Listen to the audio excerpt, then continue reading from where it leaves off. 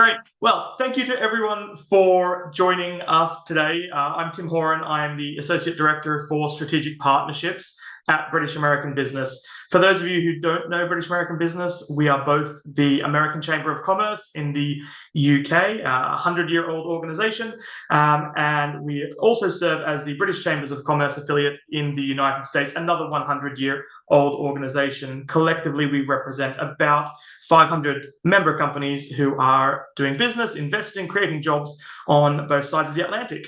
I want to firstly say thank you to everyone for joining the call today. A little bit of a deep dive into SelectUSA, which is a program, which is an event that I can't personally say enough good things about.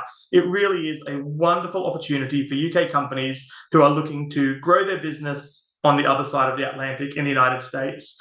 As an organization, British American Business is absolutely delighted to support the intent, the ambitions, and the execution of SelectUSA. I'm personally delighted to support the event. I'll be attending this year's event for the second year, but we as an organization stand behind it and firmly support it and encourage it to our member companies. We're super lucky today to have Brenda Van Horn, the Acting Minister Counselor for Commercial Affairs at the US Embassy, here with us, who's going to provide some background on this year's event. And Brenda will be able to take any questions that people have towards the end of the call as well. And we're also going to hear from some attendees of last year's event to talk about their own experience, how it supported their business ambitions. But just before I hand over to Brenda, I mean, we are incredibly lucky in the UK to have such an incredible team at the US Embassy. They really will go to great lengths to support UK companies who are looking to invest, who are looking to grow in the United States. I do hope Brenda will talk about that, but I did just want to give a big shout out because honestly, they couldn't do more for UK companies. So with that, Brenda, I'll hand over to you. Start by unmuting. Thank you, Tim, and thank you so much for your kind words. That is really, really nice of you to say, but I would give it right back to you that we are very lucky to have such great partners in BAB, both yourself and Alice, who I think I saw on the line. So thank you for supporting us with this event today. We want to talk about the SelectUSA program in particular, but more generally, just investing in the United States and the trade and relationship that exists between the US and the UK. So I do think I have some slides available. Maybe we can get those up on screen. And you can go right to the next one. Fantastic, thank you. So a little bit about us. We are the Commercial Service, and we are part of the Department of Commerce. To what Tim was saying earlier, we have service right in our name. That's why we do what we do. Our mission is to help create jobs in America, full stop. But we do that through facilitating trade and investment between the US and the countries that we're located in. And as you can see from this slide, we're across the globe, really. All the little blue dots that you see is everywhere where there is a commercial service office. And all the little red dots are back in the US, where we have our export assistance centers that exist to help companies.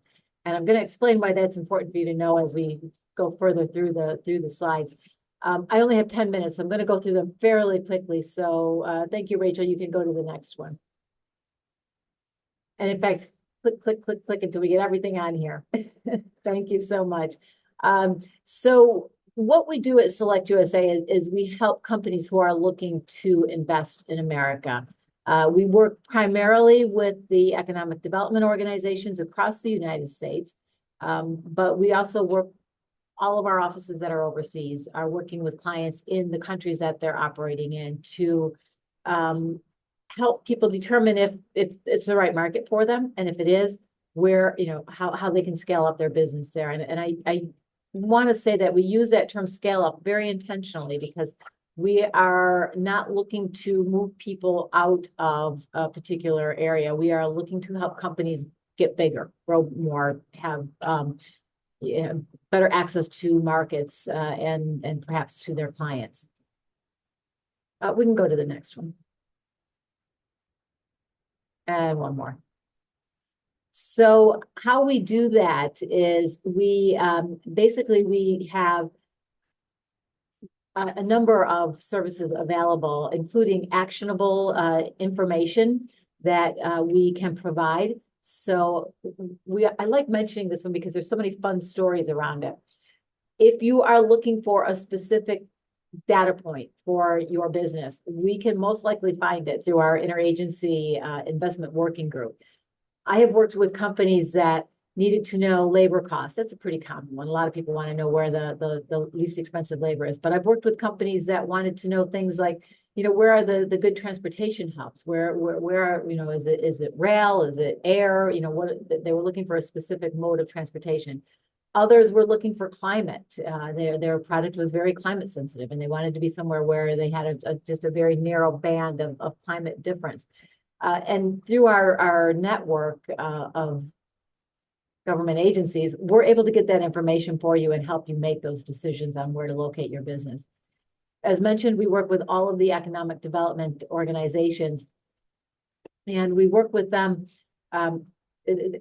both through the SelectUSA program, but also they're well connected to our domestic offices.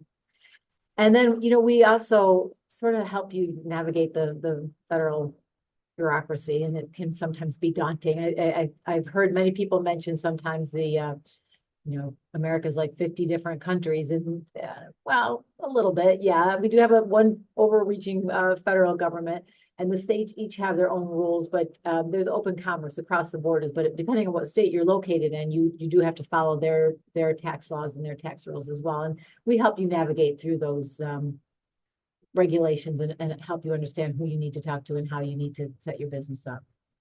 On this particular slide, there's some really good information about things that can help you.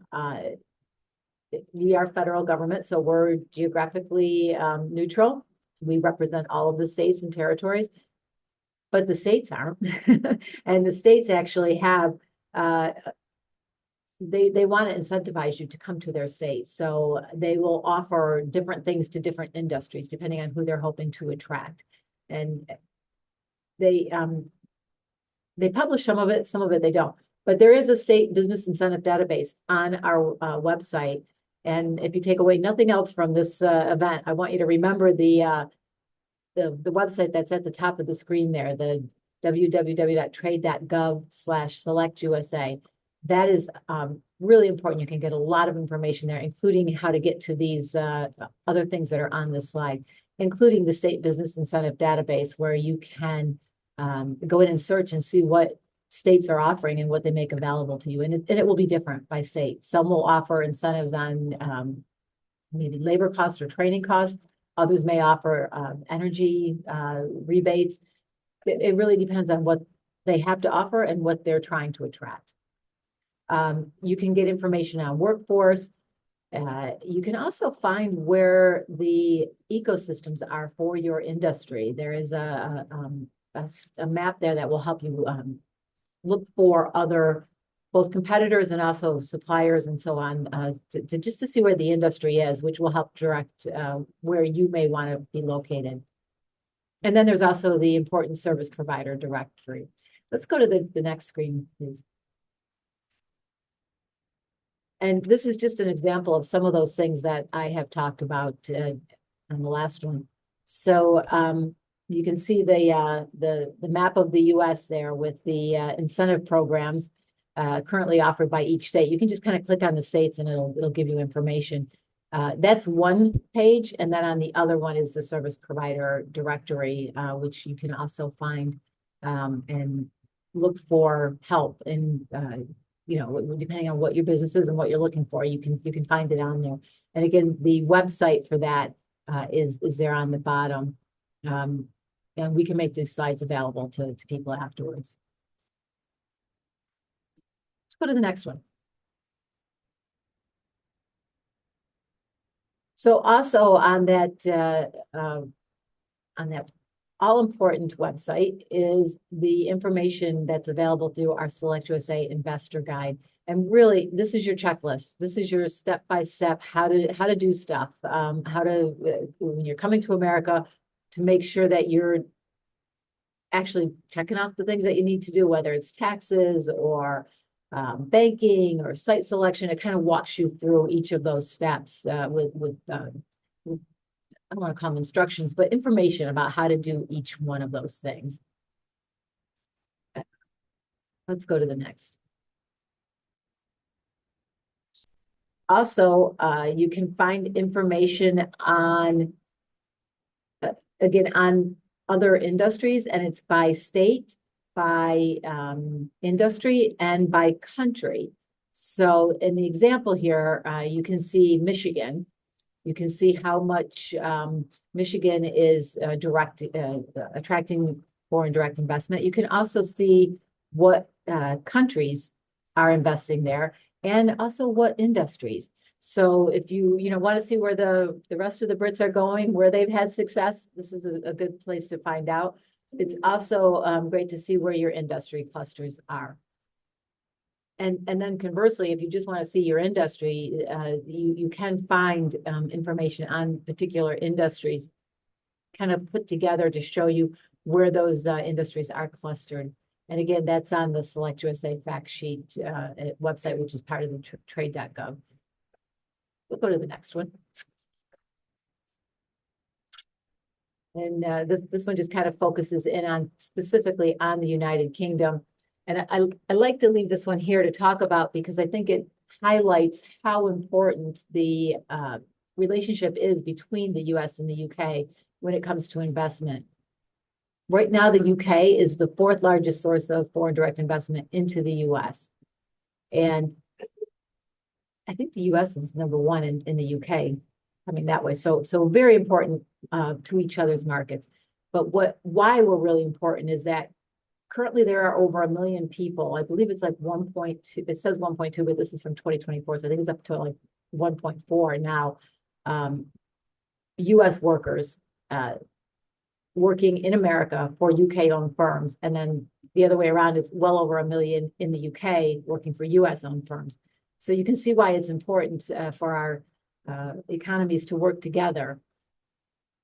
And talks a little bit about the research and development, but I think the last one is from, in my mind, one of the most important. If you are exporting to areas not in the US,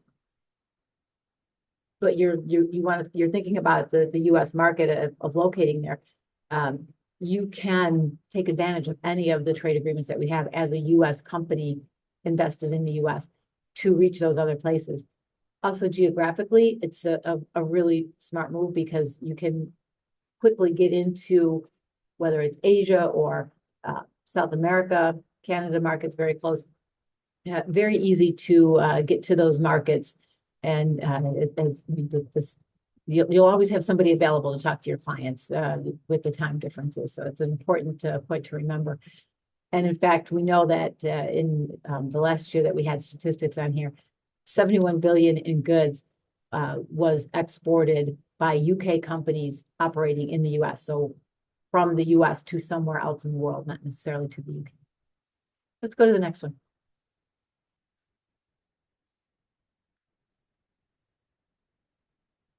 So everything that I've talked about just briefly in the few minutes that we have available today will be talked about in depth at our annual SelectUSA Investment Summit. And this takes place May 3rd through the 6th of this year. A nice little picture of it there that's on the main stage. Let's go to the next one. So this event is held just outside of Washington, D.C. It's in the National Harbor of Maryland, but it's literally you go across the bridge there and you're in Washington, D.C. You would fly into D.C. It is held at this particular location because it's the only one big enough. There, in previous years, the last 2 or 3 years, there have been over 5,000 participants who come from all over the world and are joined by the economic development organizations from all over the world. And they come there to learn in depth about what the investment, what SelectUSA can offer to them. If we can go to the next slide, please. So, and here's just a kind of an example of some of the things that happen while you're there. You can see the 5,000 participants from 100 plus countries, all 50 states, plus some of the U.S. territories. But we also see a lot of our high-level government officials there. We had 11 U.S. governors attend last year. I think we had 5 different cabinet members. Stacking up this year to already be the same, although we can't make any announcements just yet because they've asked us not to, but I think we'll see about the same number. And also you can see that the UK is in the top 10 of countries that attend. And why is it important? Why am I telling you all of this stuff? Because I think what I have seen at the summit over the last few years is that it's just such a ripe environment for companies to meet like-minded other companies to talk about their journey to the U.S., to maybe make other deals, to understand what's happening in the industries that they're in. And perhaps we can go to the next slide, and I'll dive into that a little bit more. So over the 3 days of the investment summit, we also have what's called Investment Academy.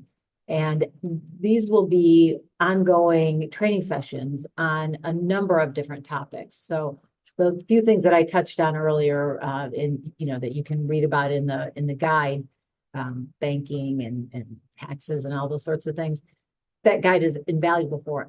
But here at the summit, you will meet experts who are in those fields who can talk to you about steps that you can follow and how their industry is working in the U.S. They'll go much deeper into information for you. In addition, each year we'll have industry spotlights. So as you can see on the slide, this year we're focusing in on food and beverage, energy, design and construction. I mean, you can finish reading the list. So there will be individual sessions on each of those industrial clusters as well. And then there'll also be representatives from the U.S. federal government who work in all of the different helping agencies who can talk to you about some of the things that they can do and provide for you, some of the information points. So that's all really, really great information. And then finally, and it's kind of down there on the bottom, we do have a tech track where we work with companies who are kind of a little bit above they're in the startup stage, but they're ready to grow. It helps them kind of meet with some investors. It helps them understand how to expand. And then we also even do a little bit of a what's it called here, Dragon's Den type of pitching sessions where companies can go and pitch their product in front of investors. And it's actually a competition, so you can win until you can kind of get to the semifinals and then pitch in front of the whole session. And we might see a winner. Let's hope so. But it's a really good way of kind of getting the word out about who you are and what you do. Let's go ahead and go to the next one. And besides all of that, as if that wasn't enough, over the 3 days at the summit, there's a number of state level receptions and breakfast and other things going on where you can have plenty of networking opportunities. But then outside of the summit itself, there will be our SelectUSA kind of sanctioned spin-off events. And you can see all the little state outlines there of where the different events will be this year. And this is important because especially for people who've already been 1 year, maybe they're on their second year and they want to just kind of really hone in on where that final location is going to be. They may be able to come to the summit, get more information, and then go off to, whether it's Florida or Iowa or Illinois, and kind of have a more in-depth, direct contact with the state level officials at that. Let's go to the next one. Yeah, and that's it. I kind of ran through that really fast, and I do like to answer any questions that are more specific. So I will stay on the line, and after you hear from our speakers, if anybody has any questions, I'm happy to answer them. Thanks so much, Brenda. And just want to reiterate something. We've probably all in our jobs been to conferences before, where you sit at a conference. I mean, this is not that. that there is an opportunity. This is actively talking to people, wandering around the room, meeting with representatives from all of the different states you're interested, the government agencies, listening to governors participate in fireside chats and things like that. So this is not a passive conference. This is you need to bring your walking shoes because you're going to walk a lot of steps every single day. But this is a really good opportunity to be quite actively in promoting yourself, your business, and getting the answers that you need, that your business needs as you consider that US expansion. So thanks so much, Brenda, and I'm sure we have some questions. I want to next introduce Jonathan Abrams. Jonathan from Abrams Law, a member of British American Business, a great friend of British American Business, and someone who's going to be making his first trip to SelectUSA this year. It looks like we may be abridging what was going to be a panel discussion into more of a fireside chat discussion. We've had, as is the nature of people working in businesses, particularly small companies running their own business, we've had some people who haven't been able to make it. But Jonathan, do you want to just introduce yourself, talk about why maybe you're going to SelectUSA this year, and then perhaps bring in Fred to that discussion? Sure. Thanks very much, Tim and Brenda. Really interesting presentation there. So I heard about SelectUSA just over a year ago, maybe 18 months ago, and I discussed it with Tim and some of his colleagues. And I'm a dual qualified lawyer. So I'm qualified in the US, in New York State, and also in the UK. And, one of my specialisms, I suppose, is to help my clients expand to the US. And also we work the other way around. But in this case, a lot of the inquiries are about setting up in the US, or contracts that they're looking to negotiate or enter into, or mergers and acquisitions. So in my opinion, this is before going, but this is something that kind of falls in line with the work that we do, and it will help to really know, not just on the kind of federal level, but also on the state level, what's out there, what the market is, what incentives there are, and to meet with any businesses or individuals who are looking to make the move and expand. Perfect. Well, that's great, and I look forward to seeing you there. So we're going to move this into more of a fireside chat. Hopefully, Fred, that's okay with you. Jonathan, if you'd like to introduce Fred. Sure. Well, Fred, I think it's probably best. First of all, nice to meet you. It's probably best for you to introduce yourself. I think you can probably do a far better job than me. So why don't you tell everyone, who you are and what is it Decycle?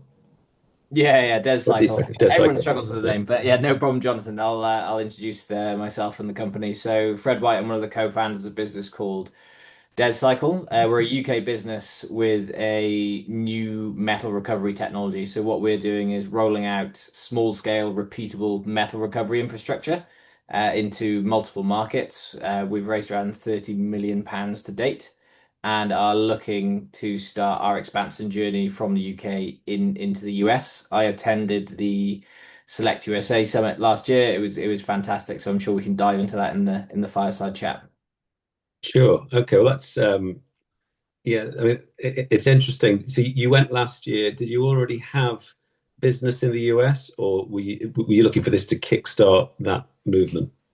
Yeah, no, we had no existing business in the US. We had one or two investors from the US, but really this was our first foray into meeting state level officials, companies, or the economic development offices in the US itself. It's such an obvious market for us to go to.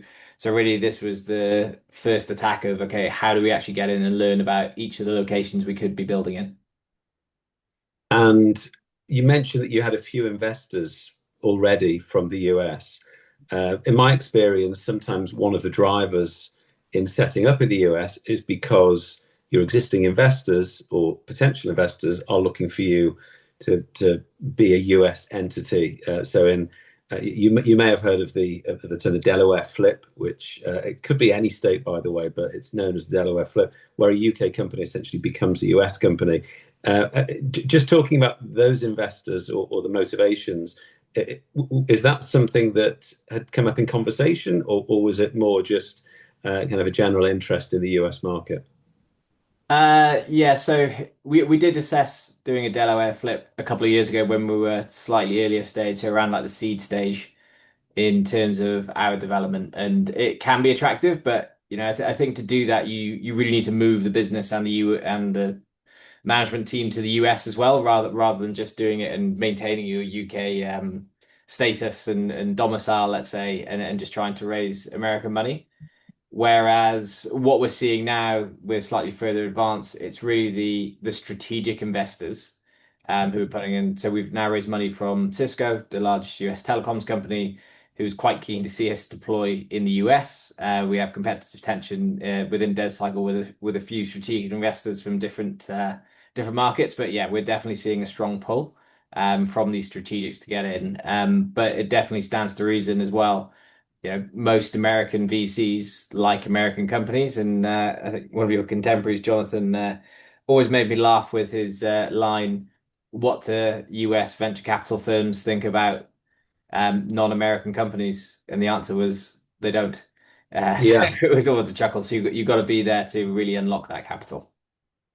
you do, and I think especially at the stage you're at. Have you been through any formal series investments? Where are you Yeah, up to? we raised a Series A in 24, 25. So Right. we're be starting to market our Series B now at the end of this year, start of next year. Okay, so this kind of ties into that potentially. So you're going to be there, and you went to Select USA last year. Did you go with a team, or was it just you as an individual? What was the group that you were with? Yeah, ideally we would have gone as at least two people because there's simply so many meetings you can have. I'd recommend going as a two. I went by myself and had an extremely busy schedule. It was almost back to back, which is great, which is fantastic. But yeah, it's quite tiring just going by yourself. What I will say as well to the cohort listening, you will be going with a British cohort, so you'll get to know everyone else who's going to that program, and there's often drinks and entertainment, so you won't be alone if you do go alone. And Fred, you're looking to go again this year, is that right? Yeah, I actually can't make it this year because of another travel commitment. We also had a 6 month delay in the business in terms of just something completely random that came up. So we were looking to effectively use last year's Select USA Summit as our kind of scoping, and then Right. use this year as the okay, let's enter into negotiations with our top one or two states to house the project. We're about 6 months behind, so we're planning to do that next year now. Got you. Okay. So last year you were rushed off your feet. Was there any kind of particular area that you were focusing on, or was it certain states that you were speaking to? Tell us a little bit about what the focus was. Yeah, so the focus for us was to start scoping where would be the ideal place to build. So for our type of project, it's this small scale repeatable infrastructure. We're looking at capex in the range of 50 to 100 million dollars, so not massive scale investment. So we don't need, like rail access or port access, these logistic tie-ins you would need for a mega scale project. And that kind of blew the door wide open in where we can go. So that almost hurt us a bit in terms of there's so many options in the US for where we could house ourselves. There is a long line of states, basically along the I-95, that would be very commercially attractive for us, along with all of the southern states as well.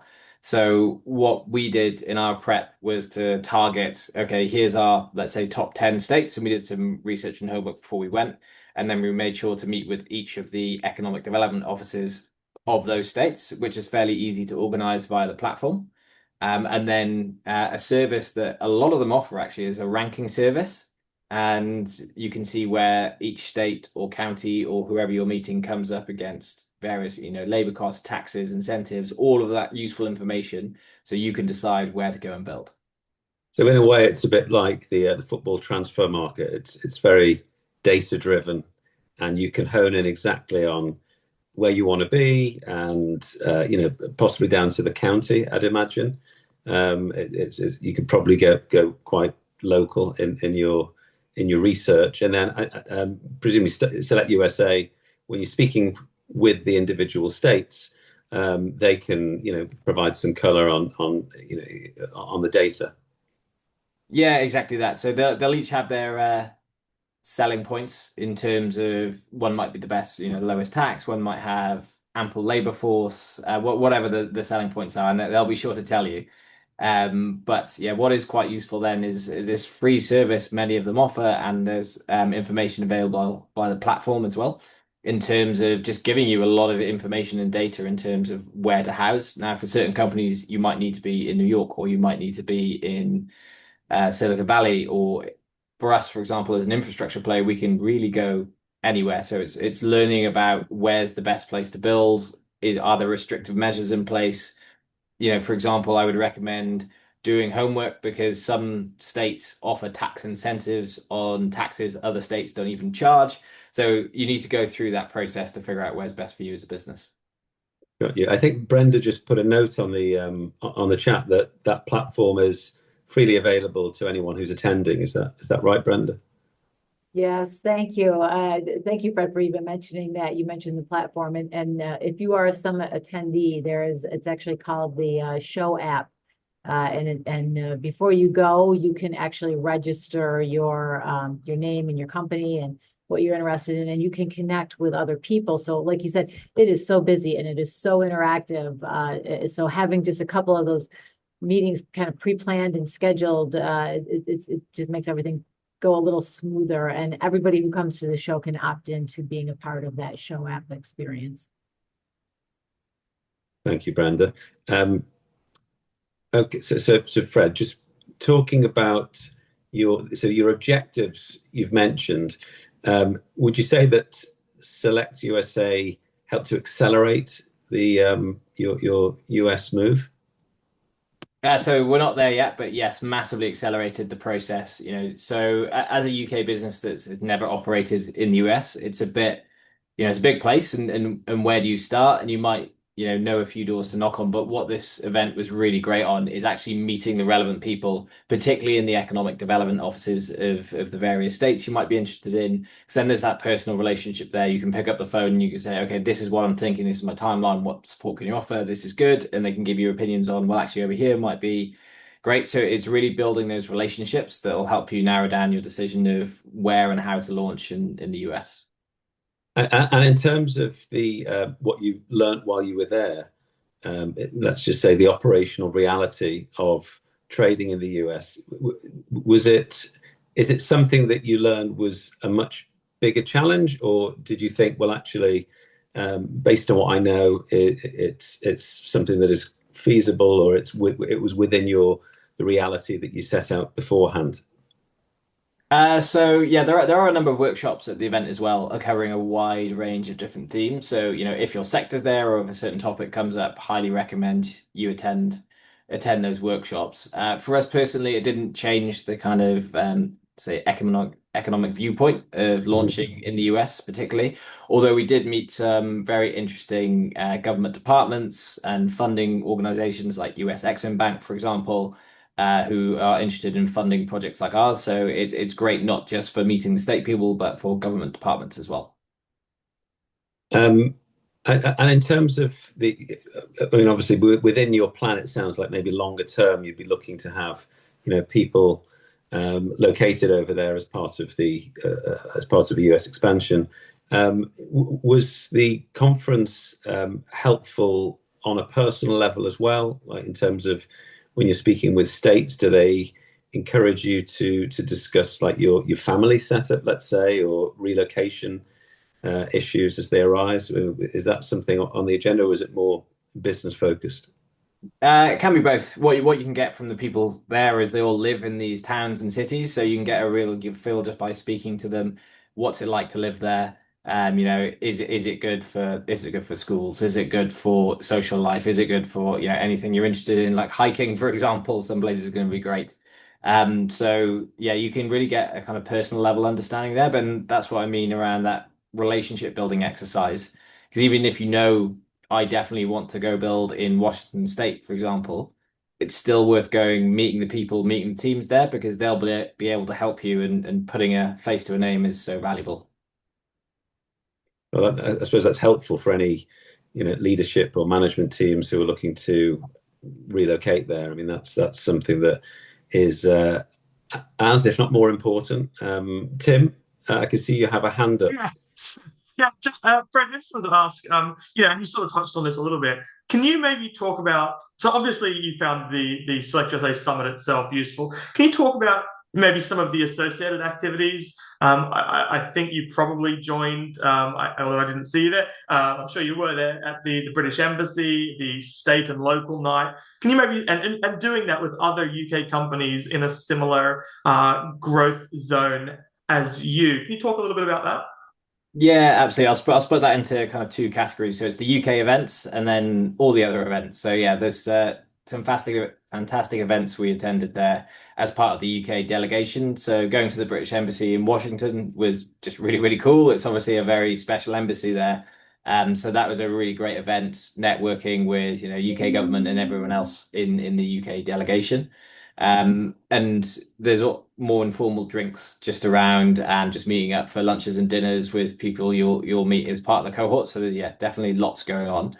And as Brenda was mentioning earlier, all of the side events, if you're meeting, whether it's the guys from Texas, Alabama, a lot of these different states or counties have their own side events, which are often nice. Some might bring whiskey, some might bring whatever goodies they specialize in their home state, but they're really good, just light-hearted networking again, which is, I would say, one of the core value of this, because really the conference is set up for effectively state level speed dating, where you're going around meeting everyone, discussing your business, finding out whether the state's good for you to launch in, and then that personal aspect is really, really valuable, we found. I think it's really nice as well that I what I found as well, and I'm not a business owner, the states that I spoke to, they're not there to waste people's time either. They're going to be really honest with you. I mean, Brenda, I don't know if you want to jump in on this, but the states are there to really attract investment into there with businesses that they know are going to be a good fit. I know the embassy often support UK companies on doing that as well. I mean, firstly, Fred, was that your takeaway? Yeah, in Yeah. fact, oh, sorry, Fred, I spoke over Go on, you. Brenda, after you. Just wanted to say that while I mentioned that it's a very large conference and 5,000 people from around the world, each country has a quota that we can go up to, but not over, unless we really have a compelling reason to bring more people in. And the reason for that is because we do want to keep it to a group of people who are actually considering making these choices, which makes the states much more willing to share information, to work directly with you because they know that you're serious. So yeah, it's big and there's all sorts of people there, but they're very serious people. And there is a vetting process that everyone goes through. So when you do register, it comes through to my office first, and it's yep, we know you. We check the box and we send it on to Washington, and then they also do a check to make sure that the people coming in, and they do that for security as well, because there is amazing access to state level officials, governors, and also cabinet level officials who will just be wandering around the building having their different meetings as well.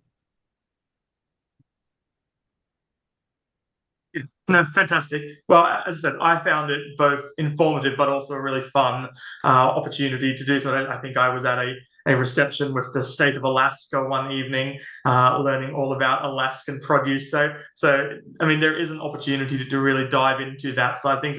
As you said, you're literally a 10-minute cab ride from downtown Washington, D.C. as well. I think a lot of the UK companies that I spoke to, Fred, I don't know if this was your personal situation, but a lot of the companies I spoke to had meetings in DC, either with other companies, with partners, with government, as part of their trip that they either tacked on before or after the event as well.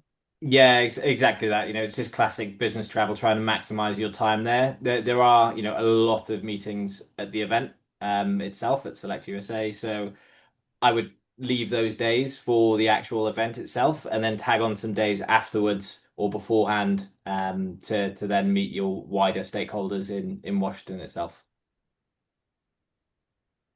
Jonathan, I completely interrupted you, but I mean, Fine. I did want to to allow some time in case people on the call have any questions, either for Fred, for Jonathan, in terms of the decision that he's made. I know he spoke about it, to go to SelectUSA this year, or to Brenda as well. I know the embassy team are incredibly supportive, and if people don't necessarily want to ask a question here, they will be able to connect you to the SelectUSA team. And if anyone does have any questions, now is your chance.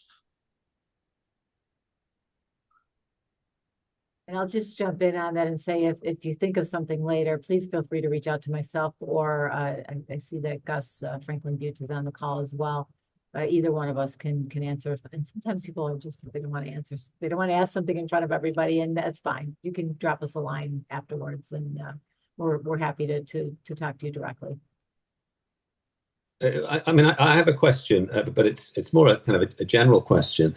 In terms of anyone who's attending, preparing for the event, is there anything that you'd recommend? Is there any research that you need to do before you get there, or do you just go and then find your way around?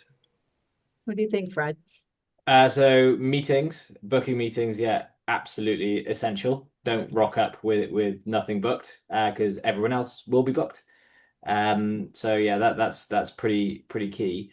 And really, then it's just down to you as a business what you're looking to get out of it. I'm making the assumption you're not there to just have a wander around. So even us, we were, let's say, the early stage scoping it, but we met with our top 10 states, or maybe it was top 8 or 9, and then now we've whittled that down to 2 or 3 to go back and meet this year and next year to actually decide, okay, where are we going to launch. So it's what each business will make of it. But yeah, do as much research as to get value out of it as you can. But yeah, book your meetings.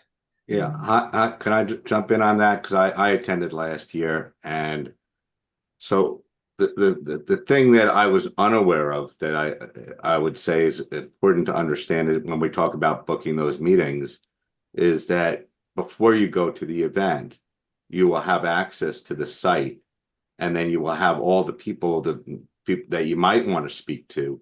So you should be setting those appointments ahead of time, because the meeting space is actually quite active. So if you want to have the space in the meeting, if you can pre-game it ahead of time, that would be advantageous.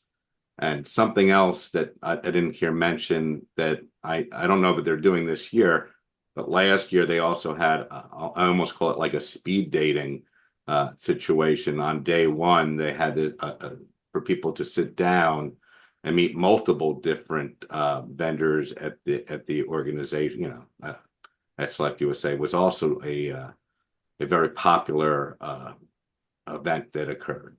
So. Nice to see you, Brian. Thank you for jumping in on that. That's really great. I used to don't know about the speed dating, but I don't know if maybe Gus knows something about that, if that's going to be offered again this year. I had missed a few of the planning calls, so I'm not sure if it's being offered again. Well, I guess it's helpful to know. I guess preparation and knowing, having a few targets worked out beforehand is probably the best way to prepare. It sounds like having a few ideas. Okay, well that's helpful. Fred, I guess the only other question I have, and maybe this is something that anyone else who's been there can answer, is that if you had to do it again, would you approach it differently, or would you do everything the same? You mentioned that if you had a few other people, it would possibly help. But is there anything that you kind of learned from the time when you went, and if you were going again, apart from targeting, having a much more targeted approach, is there anything that you'd maybe do differently, or no regrets? So bring a colleague to take more meetings, and just give you a bit more breathing time to actually then just follow up and have a bit more free time. The schedule was very full on at our own choosing. In terms of advice, then it's just little things, like booking a hotel. I got quite lucky. The Gaylord where it is was actually sold out by the time I was booking my hotel. But there was one across the street, which was fine. But if that was booked, then if you stay in Washington itself, you're over the bridge, and it can take a little bit of time to get in to the into the site itself. So it's just standard book your stuff on time. But yeah, like you already said, Jonathan, I'd also try and arrange some more value add meetings around Washington. Not that's needed. And then definitely attend the side events and the parties and the networking and everything hosted by the BAB and US Embassy, because they're great events for networking. So yeah, definitely take advantage of that. Thanks very much. I see Alice has her hand up. If I can just jump in ahead of her, that Gus has just confirmed that the speed dating is happening again this year. Yeah, just a quick question for those that haven't, on behalf of those that haven't come to SelectUSA and are thinking about it. And Brenda, this might be one for you from your perspective, and also from your perspective, Fred and Jonathan. In terms of how the event plays out from Sunday to Wednesday morning, can you give us a sense of the strategic difference in the days and the sort of what is scheduled and how the kind of evenings play out? Because there is a lot of choice in how you sort of allocate your time. And I think it's just helpful for newbies to the event to sort of realize actually a lot of good stuff happens on the Sunday too. So you might want to factor that in as well. So over to you. Absolutely. Thank you for bringing that up. Sunday is the unofficial first day, and the official kickoff is with the giant welcome reception, which is usually held at a downtown Washington location. There's a series of buses that are lined up for people to take people there and back. You don't have to find your own way there. We'll get you there. We'll bring you back. But it often is held in one of the Smithsonian museums. So it's, and Gus is telling me it's the National Museum of American History this year. So a really great location. They open up after hours for us so that you can wander around and can see all the great events. That happens on the Sunday night. There are other things that happen on the Sunday. The exhibit is not open, so you can't visit the state booths on Sunday, but there are other investment academy type activities going on. And the agenda is published ahead of time on the website, so you can kind of see if there's something that you want to actually come in. Highly recommend getting your badge on Sunday so that you're ready to go on Monday, because it does start early on Monday morning, usually opened by the Secretary of Commerce. And there is a plenary session right at the very beginning, usually served in the breakfast room, in the large auditorium. And there's a number of high-level speakers, and that kind of sets the stage for the day. They usually don't have any investment academy sessions going on during that first opening session, and then you can just go from there. They open the floor after that. And I see that we've got another person on the line who's joined us. Daniel, I don't know if you want to mention anything about that. Thank you for coming on. No, sorry. I think there was a kind of my calendar seems to have messed up when this was meant to start. So I think a clock change might have. Yeah. So apologies. Sorry, Brenda. I missed the first part. Is that with regards to the investment panels? I caught the back end of it. We were talking about the how to plan your days. Alice was asking about when it actually starts. Don't miss Sunday. Go and get your badge on Sunday.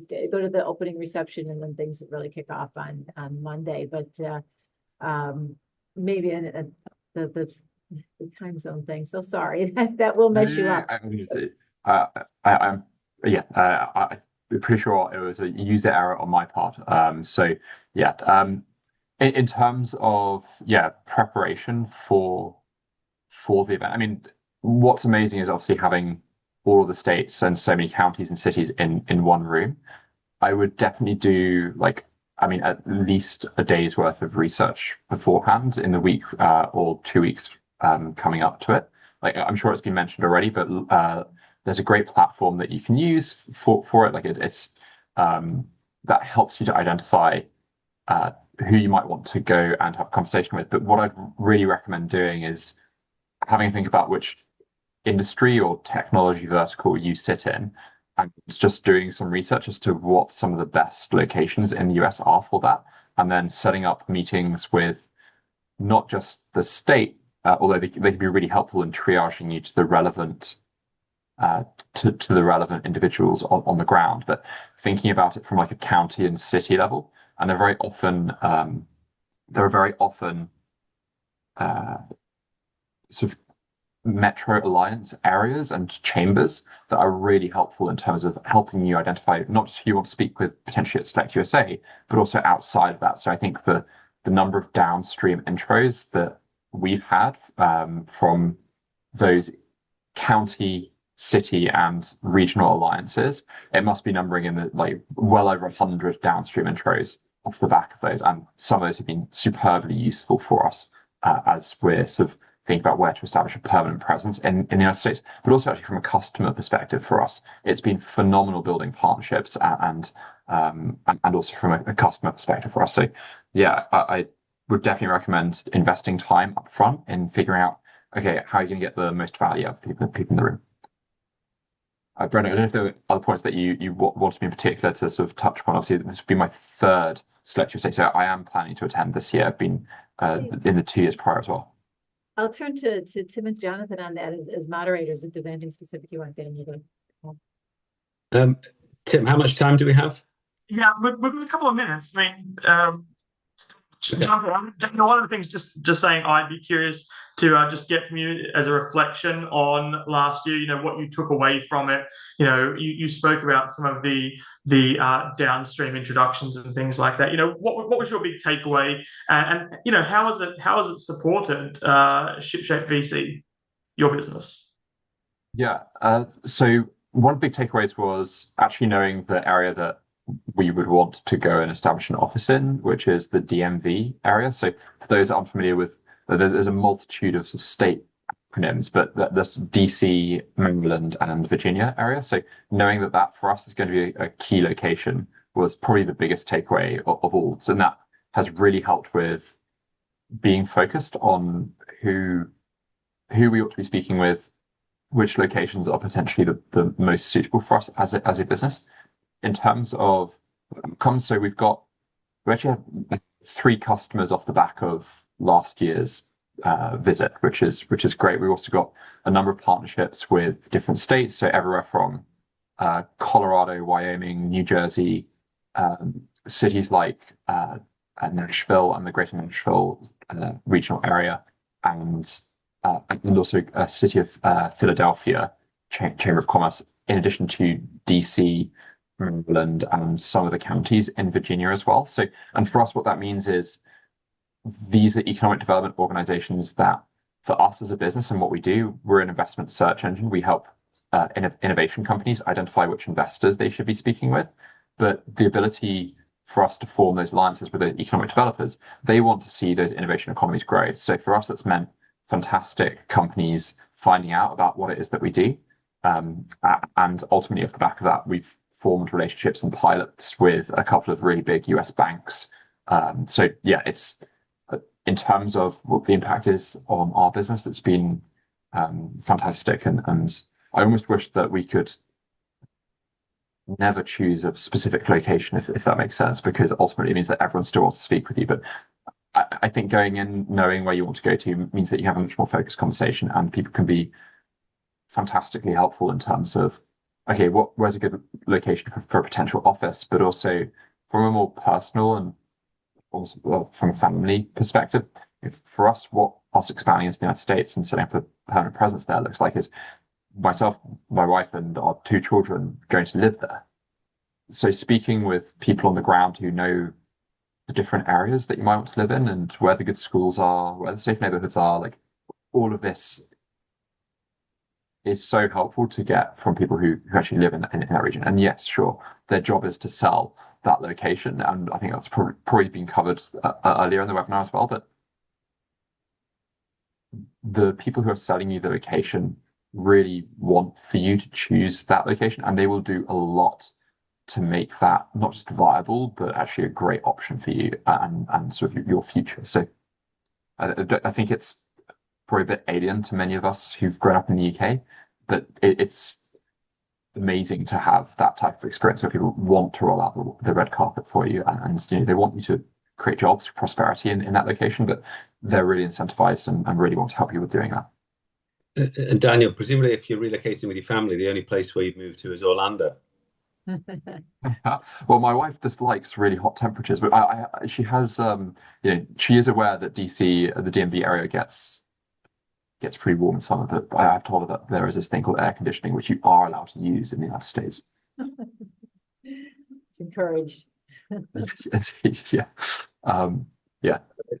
I mean, it's very helpful hearing from a kind of a more personal perspective, because I mean, obviously that ties in with an opportunity, doesn't it? If it's something that works for you personally, and something that everyone's on board with, then relocation is made much easier than if you had opposition, let's say, at home. So I think if it can deliver that kind of outcome where you have a better understanding, let's say, as a leader, as a manager, an owner of a business, you're more inclined to go with a relocation to somewhere where you are confident that you will be comfortable and settled, and that works for you. I mean, that's as important. Actually, John, just to add to that as well, one of the things that were the outcomes that came off the back of it was my wife coming with me to the United States. For her, it's the first time ever going to the United States, and actually meeting with some of the people from the economic development organizations on the ground. And again, just thinking about that equivalent experience doesn't really exist in the same way in the UK. And yeah, that I think is almost like the practical logistics, personal level. Like it's so important in terms of making it both real, but also something that you believe is possible.